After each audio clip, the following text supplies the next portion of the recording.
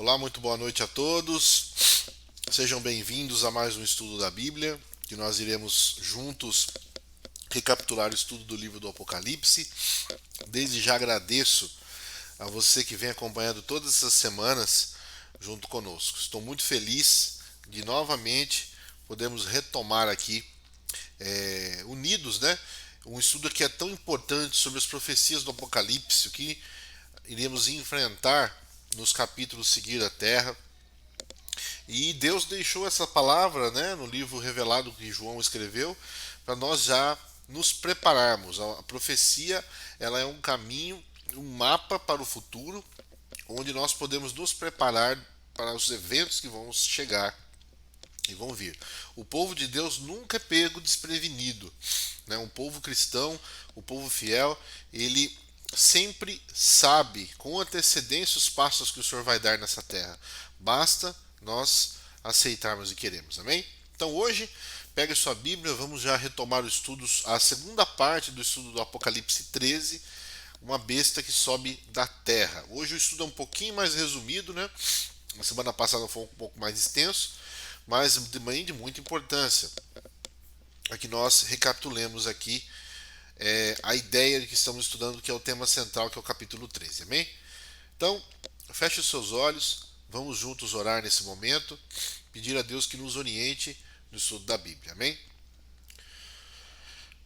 Obrigado, Senhor Jesus, por mais uma oportunidade que o Senhor nos dá de estudarmos a Bíblia, e em especial o livro do Apocalipse.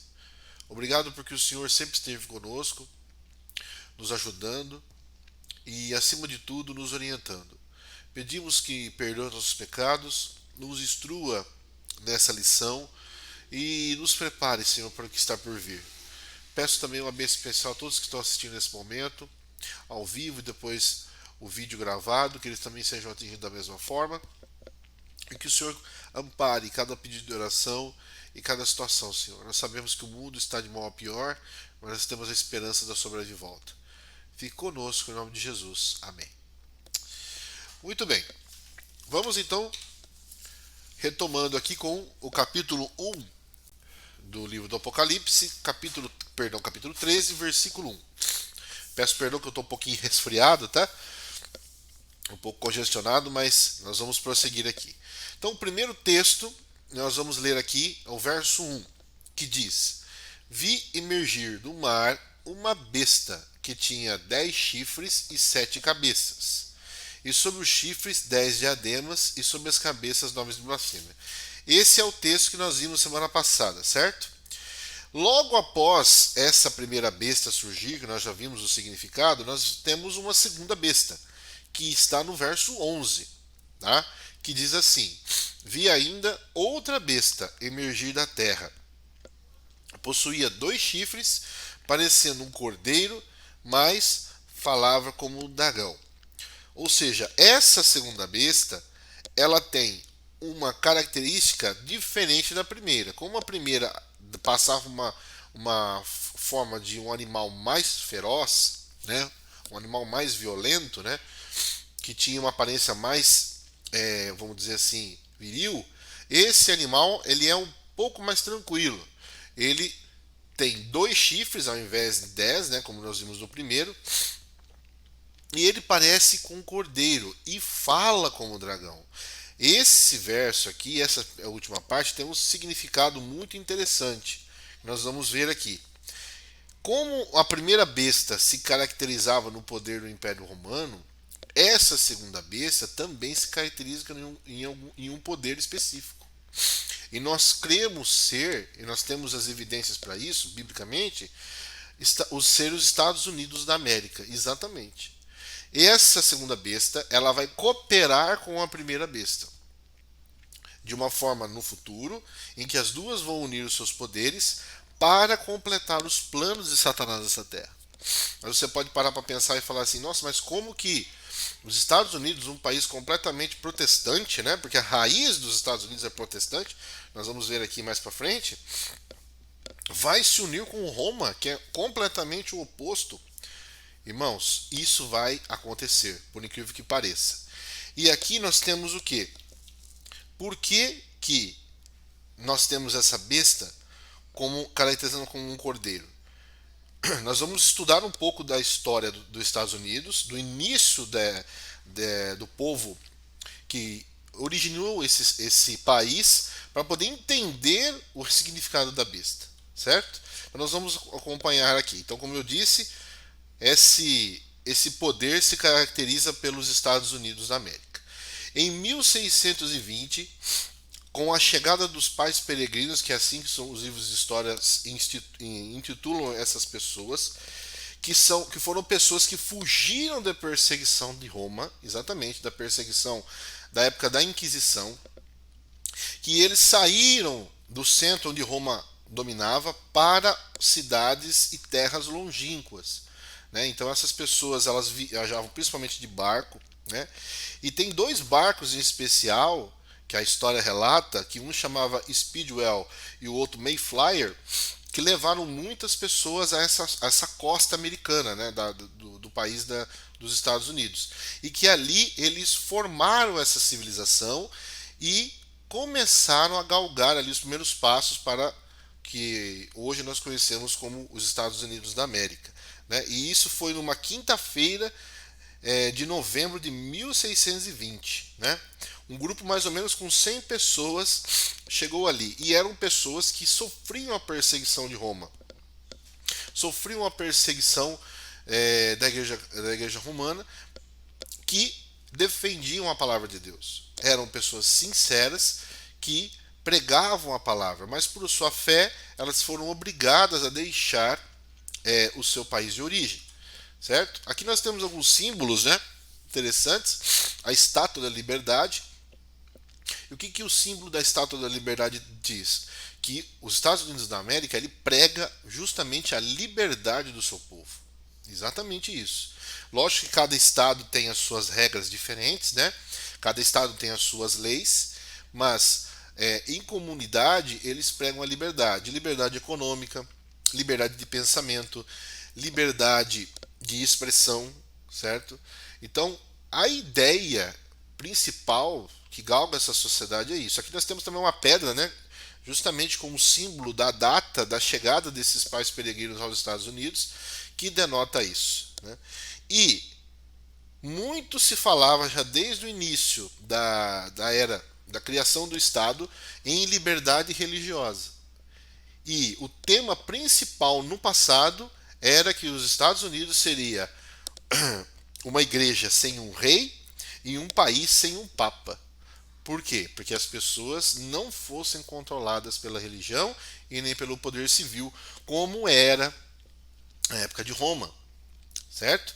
Então hoje, por que todo mundo elogia os Estados Unidos e também um dos motivos que transformou esse país numa das maiores economias e potências do mundo foi justamente esse pensamento, né, em que as pessoas são livres, né, liberdade para você adquirir os seus bens, liberdade de comércio, o governo não intervém muito, mas voltando para o foco religioso e para o foco do espiritual que nós estamos falando aqui, é que esse país ele nasceu com ideais cristãos. Agora você entende o porquê que o animal tem a aparência de cordeiro, mas fala como um dragão? Porque hoje os Estados Unidos da América ainda não, em uma grande maioria, ele apostatou da fé. Os movimentos de maior heresia e maior combate à lei de Deus e à sua Bíblia do meio protestante, não já do meio romano, do meio da Igreja Católica, veio dos Estados Unidos da América, né? Teoria da prosperidade, né? Unção no Espírito Santo, né?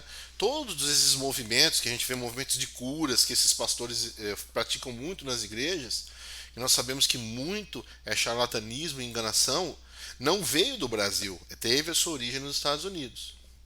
Ou seja, Satanás, como ele não pôde matar o povo de Deus, porque cada vez mais que ele matava o povo de Deus aumentava e crescia. Quanto mais ele torturava, mais as pessoas se convertiam ao cristianismo. Então ele mudou de estratégia. Ele agora cega o entendimento das pessoas com teologias baratas e mentirosas, falsos milagres, falsas aparições, e as pessoas, como não estão embasadas a sua vida na palavra de Deus, em que o conceito da Bíblia ajuda as pessoas a discernir o bem do mal, as pessoas ficam perdidas. E muitas delas se apoiam em coisas palpáveis para poder embasar a sua fé. Percebe? Então esses movimentos, eles vieram dos Estados Unidos, eles começaram lá. Ok?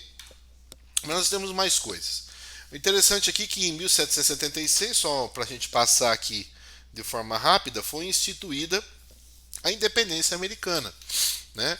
Onde os estados teriam a sua própria independência, com esse tema que eu tinha falado para vocês aí, ou seja, um país livre. Ninguém poderia chegar ali e exercer uma religião que quisesse fazer. O país seria livre para ter as suas escolhas, certo? Nós vamos continuar. Aqui, como eu disse, o tema que eles falavam: um país sem rei e uma igreja sem papa, porque o povo era perseguido.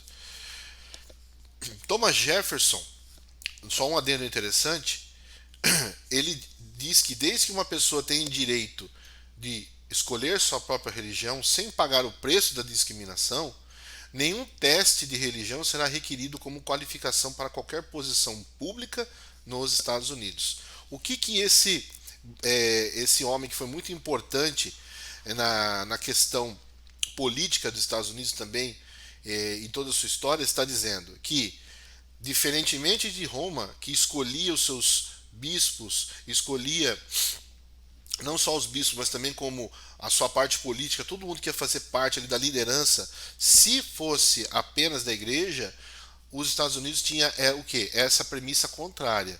Ou seja, nós não vamos centralizar o nosso poder. Nós vamos o quê? Toda pessoa ela pode fazer parte da posição pública, independentemente da sua religião. E isso eu estou mostrando esses dados para vocês, queridos, por quê? Para que vocês vejam que no começo a essência desse país era uma essência boa. Ele tinha a premissa real boa, que é justamente isso que nós devemos fazer em nossa vida. Na minha opinião, e na opinião bíblica também, o melhor sistema de governo seria a teocracia.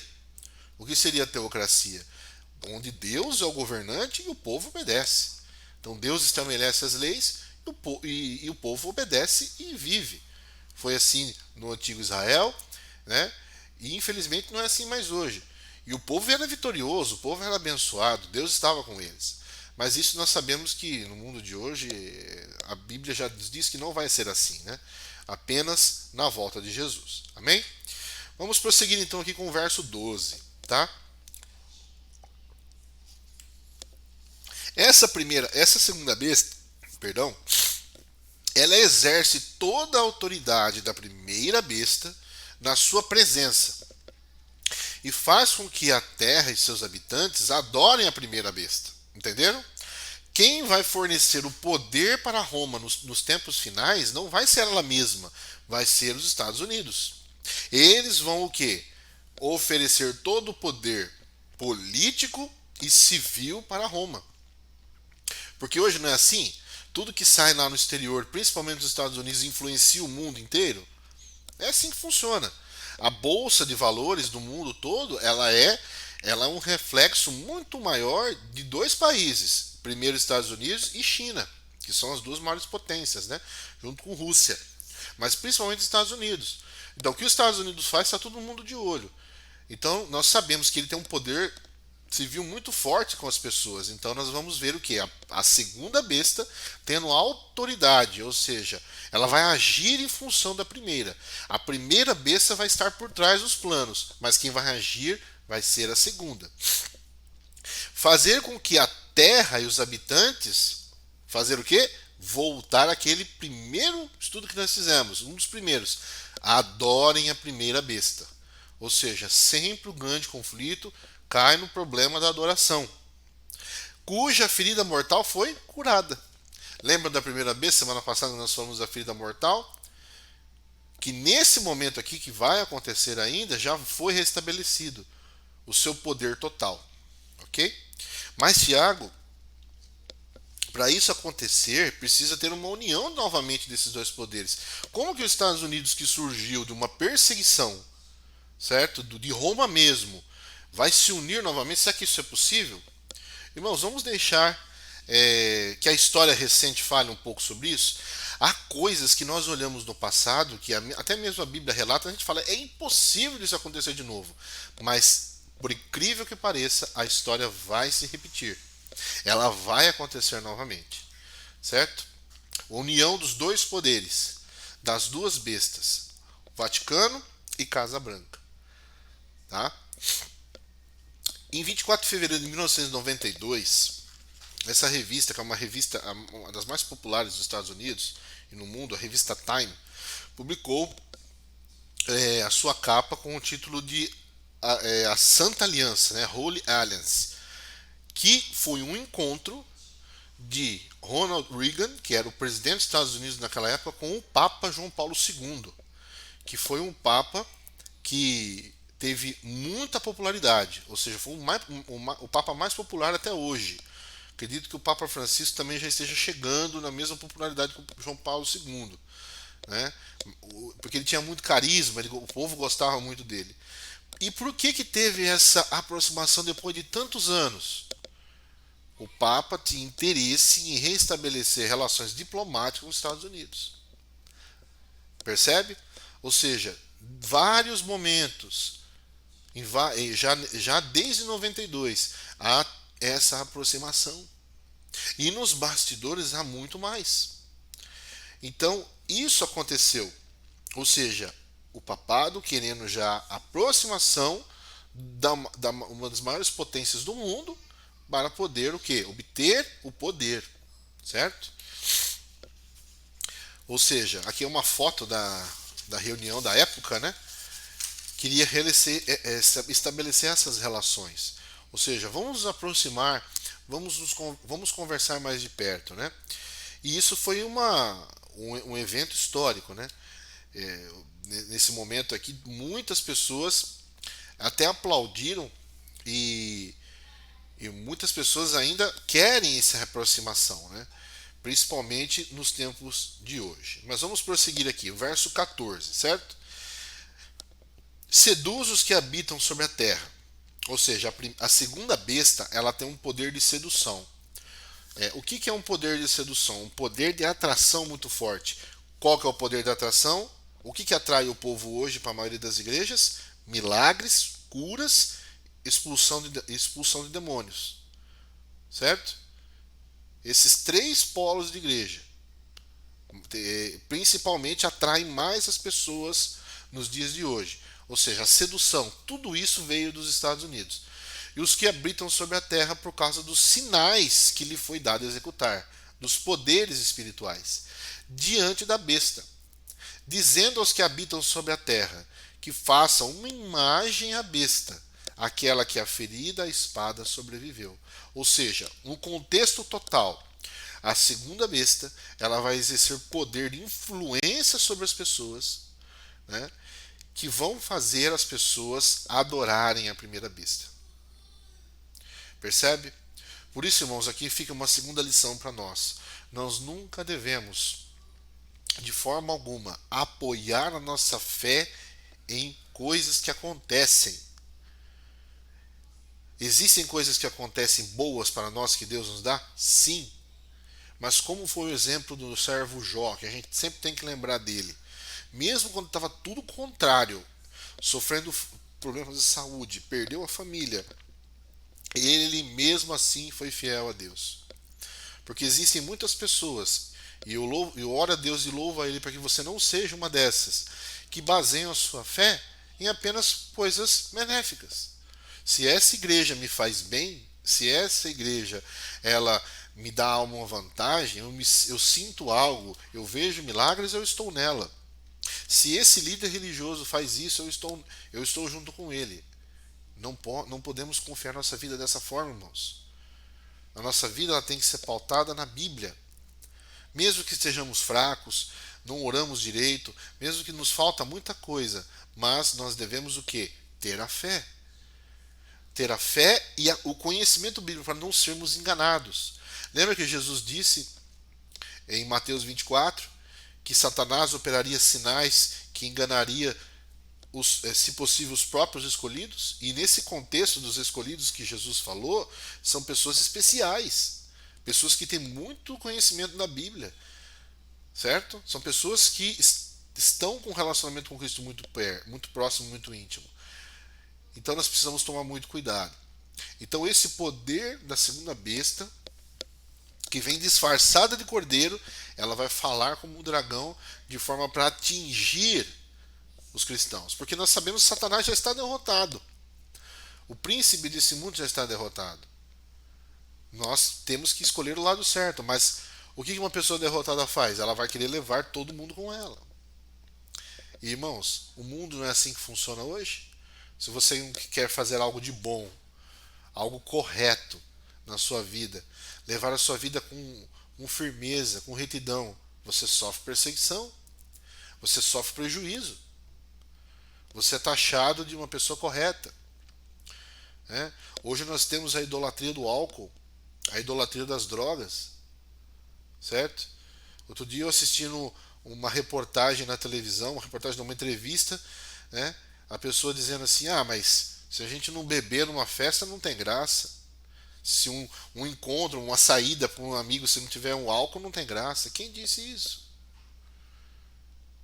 Eu respeito todas as pessoas, mas nós sabemos que isso vai prejudicar a minha saúde. E por que Satanás engana as pessoas hoje com essas falsas teorias? Para que mais gente se perca, mais pessoas fechem os olhos. Porque uma pessoa entorpecida pelas drogas, ela não pode olhar para Jesus, ela não consegue. Não porque Jesus não tem poder, mas porque essa pessoa não quer. Precisamos apenas o quê? Ficar firmes. Estar sempre ao lado de Jesus. Vamos continuar então aqui. Então nós temos aqui, só para relembrar o estudo passado, os 1260 anos de supremacia dos papas, que fala sobre aquela ferida mortal, né, que em 1798 o papado foi derrotado, só para relembrar, e a segunda besta vai dar autoridade à primeira, certo? Verso 7, ó. Lembram-se que essa imagem que fala o verso que nós acabamos de ler, o verso anterior, né, que é o verso 14, o que muitos teólogos creem, estudaram e acreditam ser, né, e no meu caso também. O mesmo sistema de perseguição que houve no passado com os mártires, né?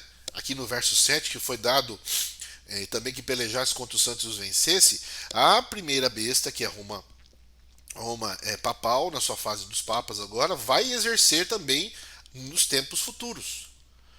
De que forma? Não mais matando diretamente, que nós vamos ver aqui que há primeiro o decreto de compra e venda e depois o decreto de morte. Mas de que forma? Bloqueando as pessoas, segregando as pessoas, separando as pessoas. Mas o que importa é que Roma vai ter esse mesmo poder de novo.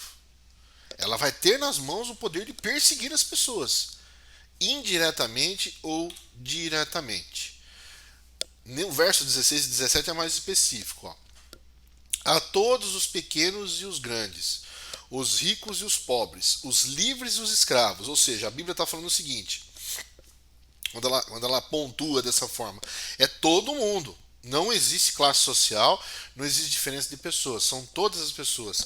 Faz com que lhe seja dada certa marca sobre a mão direita ou sobre a fronte, para que ninguém possa comprar ou vender, senão aquele que tem a marca, o nome da besta ou o número do seu nome. Agora, esse é o texto que mais gera especulação, né? É bem complexo, porque nós temos vários detalhes aqui. Então vamos esmiuçá-lo de forma mais aqui separadamente para poder entender. Primeiro, a todo mundo, todas as pessoas, aqui sem exceção, a Bíblia coloca todos no mesmo grupo, vai ser-lhes dada certa marca sobre a mão direita ou sobre a fronte. Ou seja, todas as pessoas, elas vão ter a chance de escolher entre receber essa marca ou não receber essa marca, certo? E o que seria essa marca? É o chip que todo mundo fala? É uma coisa que coloca na retina dos olhos, que todo mundo fala também? A Bíblia não defende essa teoria diretamente no texto. Nós temos outros textos que simplificam isso, em que basicamente a mão na Bíblia é símbolo de trabalho, é símbolo de luta de trabalho, de sustento na Bíblia. E a fronte é símbolo do quê? De aceitação, certo? Lembra-se que depois vamos ver também, nós vimos também no capítulo 7, em que os anjos estavam selando na fronte os 144 mil? O que quer dizer isso? Quando Deus fala o selo na mão, ou seja, é um símbolo de ação. Ou seja, essa pessoa ela vai aceitar aquilo que a primeira besta falar. Entendeu? Então a primeira besta vai dar uma ordem e as pessoas que quiserem e aceitarem isso, elas vão praticar isso. Elas vão fazer. E sobre a fonte, não é só a ação, é o intelectual, é a aceitação mental, é crer naquilo que a primeira besta está falando. Perceberam? Então, como é que Roma vai agir no futuro? E nós sabemos que o Vaticano é muito rico e vai ficar mais rico ainda para poder exercer esse poder financeiro e especulatório sobre as pessoas. É o que? Se você não tiver essa marca, você não vai poder comprar nem vender. Você vai ficar proibido de comercializar. Irmãos, queridos, o que a gente não faz hoje mais do que é comercializar? Você, para ir no supermercado, você precisa comprar alguma coisa. Você precisa comercializar. Para você ir no seu trabalho, você está comercializando, você está vendendo a sua mão de obra, ou você que talvez seja um comerciante, está vendendo os seus produtos. Você vai ser proibido de fazer isso. Entendeu? Então, o que seria esse selo, né? Aquele que tem a marca, o nome da besta ou o número do seu nome. Nós vamos falar sobre esse número mais para frente, né? Então, voltando ao início do estudo, se Satanás tem uma marca, como sempre, ele copia da marca de Deus. Então, se nós temos no capítulo 7 que os santos estavam sendo selados na fronte, essa marca, a primeira marca faz um paralelo com essa. E nós cremos aqui que quem não tiver essa marca não vai poder exercer o poder de comercialização. Que marca seria essa? A marca do selo de Deus ou do selo da besta. Se o selo de Deus, como nós já estudamos aqui no capítulo 7, é o sábado, o sinal da besta só pode ser o domingo, em oposição. Percebem? Ou seja, um dia de adoração será colocado como o dia real e quem aceitar esse dia vai receber o sinal da besta. E nós sabemos hoje que a tecnologia está tão avançada que talvez, eu digo talvez, não tenho certeza, nem seja preciso implantar um sinal nas pessoas físico. Porque hoje pelo nosso celular, né, pelas nossas compras online, por tudo que a gente faz pela internet, o banco de dados já está todo preparado para que as pessoas possam vigiar a gente. Então por isso que nós precisamos tomar cuidado. Então, irmãos, fazendo um paralelo aqui, nós sabemos que o dia santo de Deus é o sábado, que está na lei de Deus, no seu quarto mandamento, e Satanás também vai fazer oposição esse dia. Aqui está os dois lados. Então, como que Roma vai começar a o quê? A fazer com que as pessoas desobedeçam a Deus? É por essa parte. Nós adventistas chamamos isso de decreto dominical, onde o líder de Roma, ou seja, o Papa, vai estabelecer isso. Como que ele vai fazer isso, Tiago? Voltando agora nos estudos aqui, um pouco mais até como nós já vimos, o quê? Todas essas influências, irmãos. O Papa está com influência na ONU, ele está com influência nos Estados Unidos, ele está com influências em países muçulmanos, para vocês terem ideia. Em países como a China, como Rússia, que são países completamente contra a religião. O Papa ele está tendo influência nesses lugares. Porque nós dizemos, a besta vai seduzir, ela tem um poder de atração.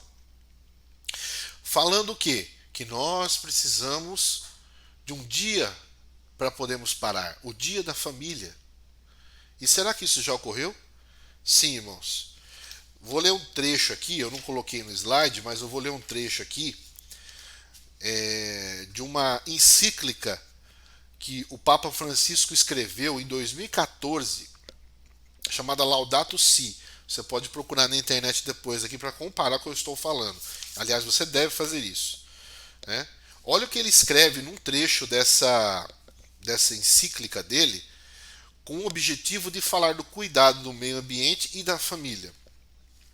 Abre aspas. A participação na Eucaristia é especialmente importante ao domingo. Esse dia, semelhante ao sábado judaico, é nos oferecido como dia de cura, consigo mesmo, com os outros e com o mundo. Ou seja, fecha aspas, o texto aqui deixa claro que o domingo é igual ao sábado judaico. Ou seja, o sábado ele não é igual ao domingo, irmãos. O sábado é diferente. Deus instituiu esse dia para nós guardarmos.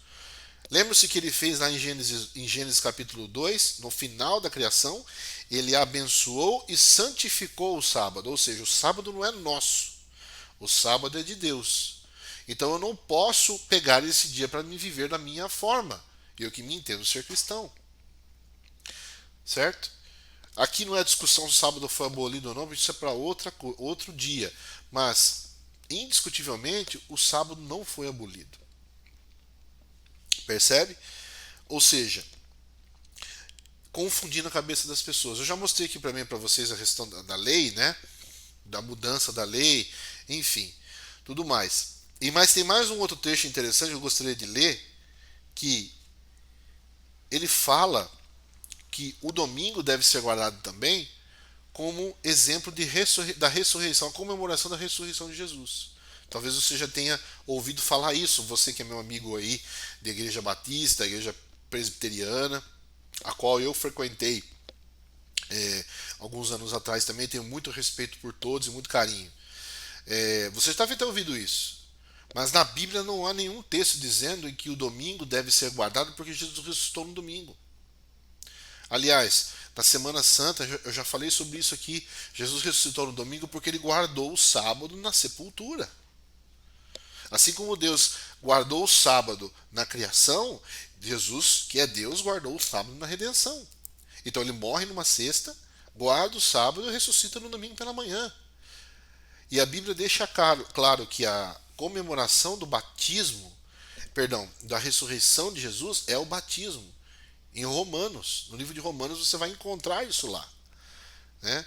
Porque aquele que é sepultado nas águas, né, que o batismo é um símbolo de morte para o antigo eu, para o renascimento, né, quando o pastor afunda a pessoa na água, essa pessoa está morrendo para si mesma, e depois quando ele levanta da água, e a água ela tem um símbolo de purificação, essa pessoa levanta, o pastor levanta ela ressuscita simbolicamente. É uma nova vida, uma nova criatura. Isso sim é o significado da comemoração da ressurreição de Jesus. Percebe? Então, esse poder ele vem confundindo a mente das pessoas. E hoje, eu faço a pergunta para você, de maneira mais sincera, não afrontando nada. Qual que é o principal dia de culto das igrejas hoje? Na maioria. É o domingo. Então, quando essa ordem vier de cima para baixo, com todos esses movimentos, ainda mais hoje, nós estamos vivendo esse tempo de pandemia, esses problemas que a gente está vivendo, que dentro do meio da minha família estamos vivendo isso, por incrível que pareça, da nossa cidade, esse problema de sábado, esse problema de ter que afrontar o trabalho no sábado, isso vai cair como uma luva. Vai dar muito certo, porque nós temos que parar. As pessoas têm que parar, está trabalhando demais. Nós temos que ficar um dia com a família. Diminuir a jornada de trabalho. Irmãos, tudo isso é para que as pessoas se afastem de Deus, estejam cada vez mais longe. Só vou ler um restante aqui de um trecho da carta e nós já vamos prosseguir e encaminhar para o final. Além disso, abre aspas, né? Na mesma encíclica o Papa fala esse segundo trecho, abre aspas. Além disso, esse dia anuncia o descanso eterno no homem em Deus.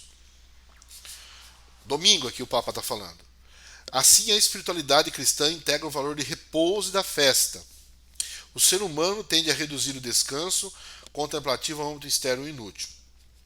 A lei do repouso semanal impunha abster-se do trabalho do sétimo dia, para que descanse, né, o teu boi, todo mundo que está na sua casa, tome fôlego e prossiga para uma vida mais tranquila.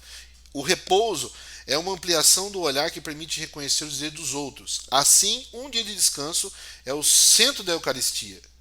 Difunde sua luz sobre a semana inteira e encoraja-nos a assumir o cuidado com a natureza e dos pobres. Ou seja, tudo isso que ele falou aqui na encíclica está correto. O sábado é para isso. É para você descansar, é para você fazer o bem, é para você trabalhar pelo outro. O trabalho no sábado que nós defendemos, que a Bíblia defende, é o trabalho para si próprio. Eu não vou exercer um trabalho que eu vou ganhar um dinheiro com isso para mim. Mas eu posso trabalhar pelo semelhante. Eu posso ir fazer ajudar um idoso que está com um problema na sua casa, com alguma arrumação, alguma coisa, comprar alguma coisa no sábado, eu posso fazer isso, não tem problema nenhum, para que eu possa alimentar uma pessoa que está com emergência. Percebe? O que Jesus combatia eram os extremos. Mas eu não vou realizar nenhum trabalho que eu receba por isso.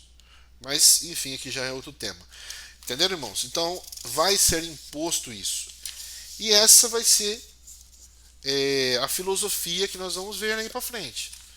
Então, você, meu amigo e minha amiga, irmã, querida, irmão, que está acompanhando talvez pela primeira vez esse estudo, não sei, né? E eu tenho recebido aí muitos recados de pessoas que eu nem imaginava que estão acompanhando, eu agradeço, Deus seja louvado por isso. É isso que nós vamos ver daqui para frente, cada vez mais, né? O Papa agora ia ser em maio, passou para outubro, vai se reunir com todos os líderes educacionais do mundo. Qual o motivo dessa reunião? Não foi divulgada. Então tudo está convergendo para isso. Nós precisamos orar e estar atentos, certo? Aqui, como eu acabei de ler para vocês agora, a encíclica Dias Domini. Depois você pega na internet e dá uma lida lá sobre isso, certo? Para que você possa entender cada vez mais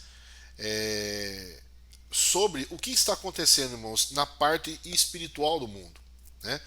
Essa aqui, a Laudato Si, foi feita pelo Papa Francisco. A Dias Domini, que foi antes dessa encíclica aqui, que foi João Paulo II, também já falando sobre isso, já instituindo o dia de guarda, certo? Como o domingo. Verso 15, então, vamos já passar aqui já para o final do estudo. E lhe foi dado comunicar fôlego à imagem da besta. Imagem é o quê? É aquele sistema de perseguição das pessoas. Para que não só a imagem falasse, comandasse e fizesse morrer quantos não adorassem a imagem da besta. Irmãos, aqui é o segundo passo. Como Satanás não vai conseguir curvar as pessoas com o primeiro decreto, já vai ser muito difícil. Por isso que talvez você tenha já ouvido falar algum irmão adventista, algum vídeo, né? Olha, nós temos que sair das grandes cidades, sair dos grandes centros, né? Porque vai chegar uma época de perseguição. Por quê? Porque justamente nessa época as pessoas vão ter que plantar o seu próprio alimento, viver de forma autônoma. E hoje, meu querido, eu convido você a parar para pensar. Olha para ir para sua casa e abra a despensa da sua casa, né, da sua geladeira e fala assim: o que daqui de dentro eu plantei para eu consumir que eu não tive que comprar? Nada. Tudo a gente compra no mercado, não tem onde escapar. E, irmãos, é difícil. Hoje você plantar algo para você comer é muito complicado. Então nós precisamos já parar para pensar nisso. Mas voltando aqui, como que Satanás não vai conseguir curvar as primeiras pessoas, né? Um remanescente vai ficar, aí ele vai passar o decreto de morte, certo?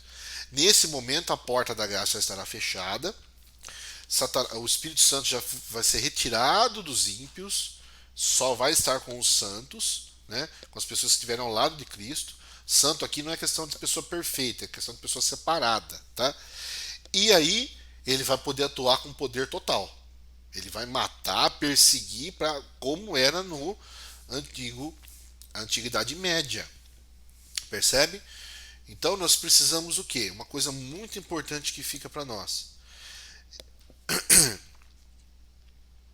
Para tomarmos, irmãos, decisões muito grandes, é necessário nós tomarmos pequenas decisões antes. Eu sei que para muitas pessoas que estão me ouvindo nesse momento, me assistindo, elas precisam de um trabalho que trabalhe aos sábados. Eu não desmereço isso. Quando eu falo isso aqui, eu entendo a situação de cada pessoa, certo? E também não afronto ninguém, nem amigos meus, nem familiares que são da Igreja Católica. Novamente eu vou repetir, eu sempre repito, as pessoas que estão na Igreja Católica não tem nada a ver com isso. Muitas nem sabem isso que nós estamos conversando aqui. Muitas não fazem nem ideia. Elas estão lá porque elas acreditam e elas estão salvas em Jesus, até o momento que elas conhecem a verdade e precisa ser tomada essa posição. Mas aí é do tempo de cada um e Deus vai trabalhar com cada um de diferentes formas. Mas voltando aqui, eu entendo que muitas pessoas precisam trabalhar. Eu preciso trabalhar. Você precisa trabalhar. Mas irmãos, nós precisamos tomar pequenas decisões já para podermos tomar decisões no futuro mais difíceis, né? Não esperemos o problema pior chegar, porque vai chegar com uma intensidade muito grande e nós não vamos conseguir. Então eu venho convidar você a pensar nessa noite, a avaliar a sua vida, a orar a Deus e pedir para que Ele abra as portas. Perdão, Ele abra as portas e com certeza Ele vai abrir, né?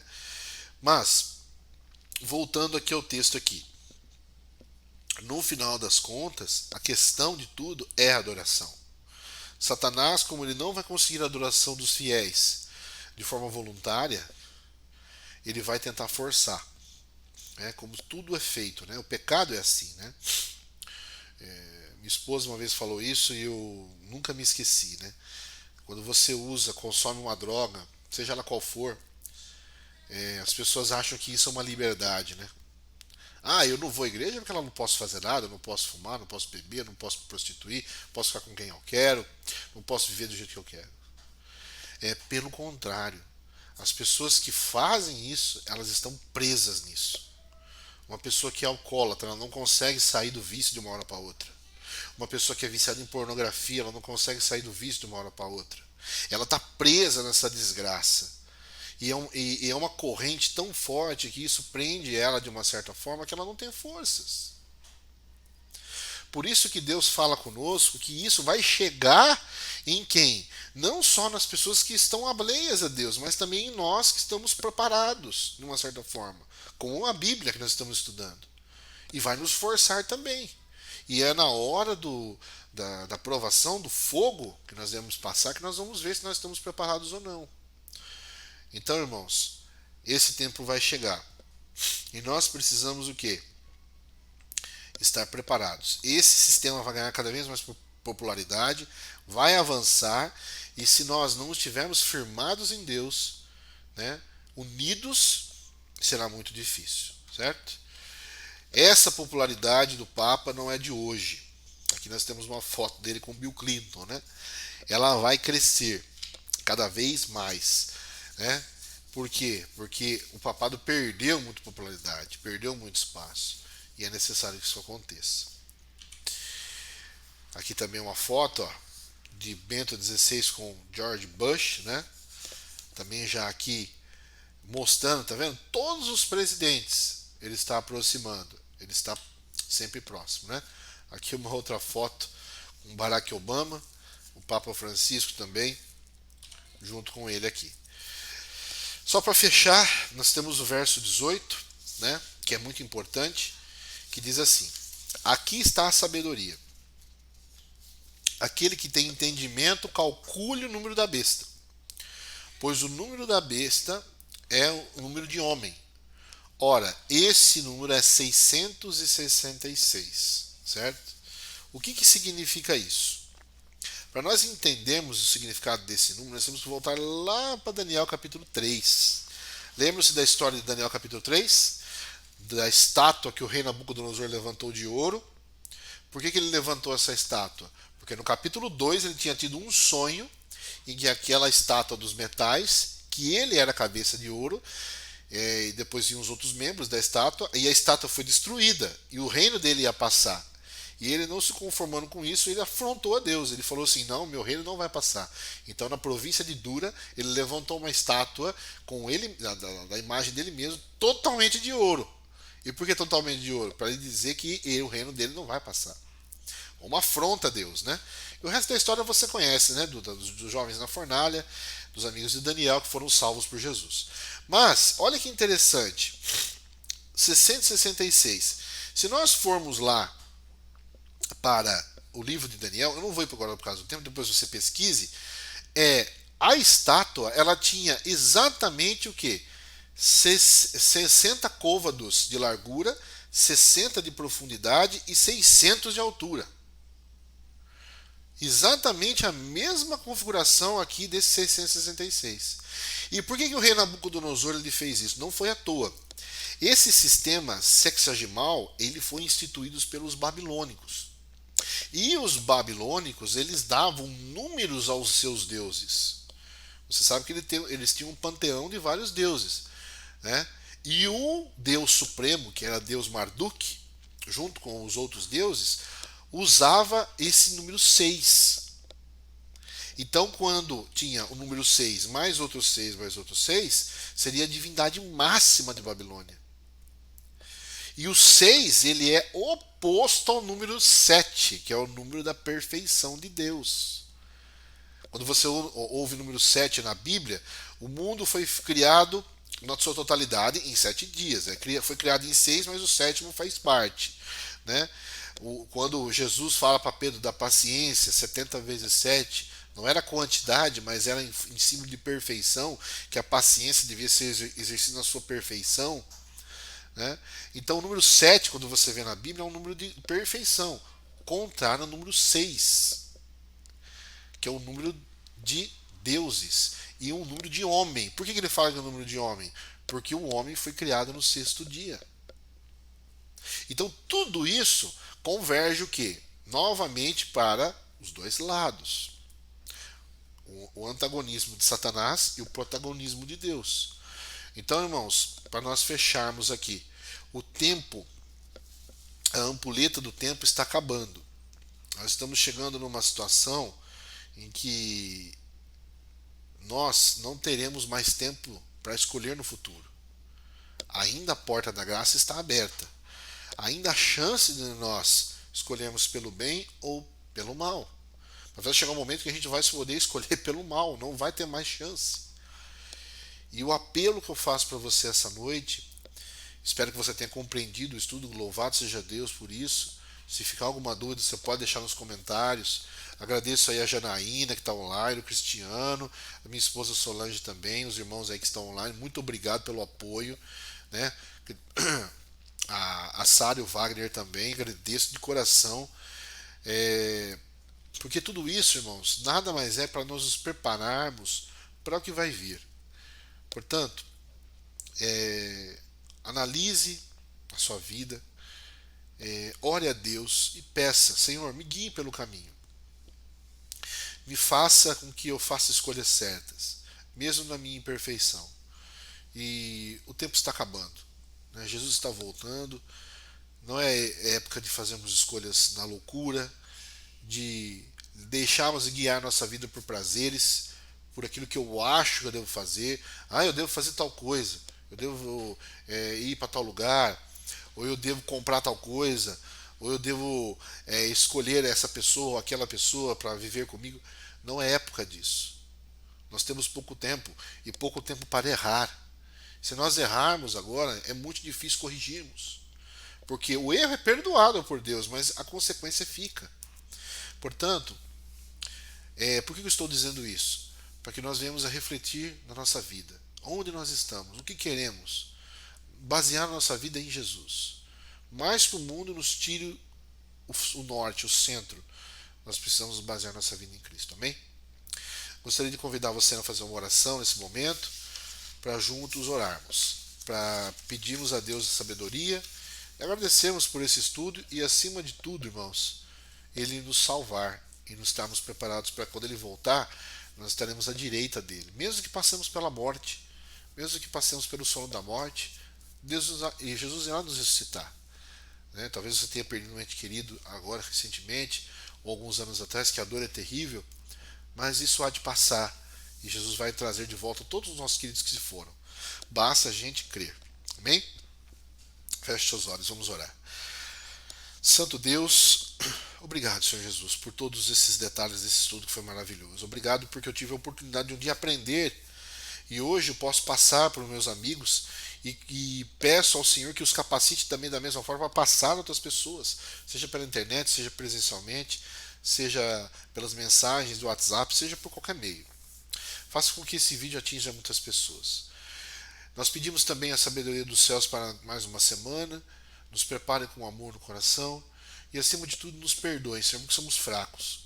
Muitas coisas precisamos fazer, mas dependemos da Tua graça e Teu perdão todos os dias. Obrigado por tudo. Nos abençoe e nos guarde em nome de Jesus. Amém. Muito obrigado. Tenha uma boa noite, uma boa semana e nunca se esqueça, tá? Que Deus vai resplandecer o seu rosto sobre ti, vai ter misericórdia de você e vai lhe dar a paz, independente do que aconteça. Deus te abençoe, uma boa semana.